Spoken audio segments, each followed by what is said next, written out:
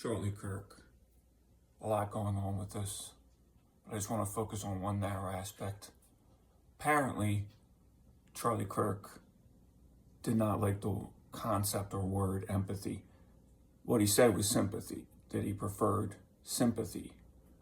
A lot of people took that quote out of context and attacked him for it. Whatever, you can disagree with him disagreeing with empathy. But the thing about empathy, and this is this is like the predominant value of a lot of people on the left, on the liberal left. And the thing about something like empathy being a high value is it does not stop being a high value if someone else doesn't have it. Okay, let me say that again. So if Charlie Kirk did not believe in empathy or have empathy, first of all, he said he had sympathy, but just for the sake of argument, let's say he did not believe in empathy.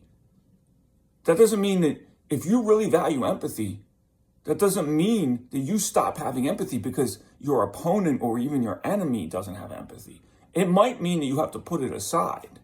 But if it's really a really high value, you would still, even if you, for the sake of argument, like think that he was a horrible person and maybe you don't wish what happened to him, but you wish he was not around and maybe you wish he stopped speaking publicly, right?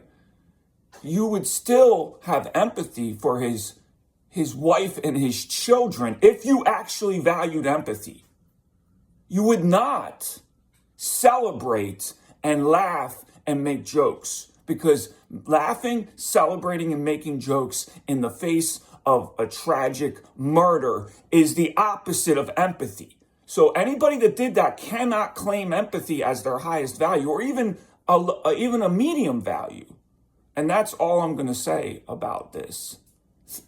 You do not get to claim that as a high value. So stop acting like you're the humane ones. And I'm not saying this is everybody on the liberal left, because there have been a lot of people on the liberal left who, even though they may voice disagreement with certain policies or stances, that they have renounced and denounced this act. But so many people on that side of it.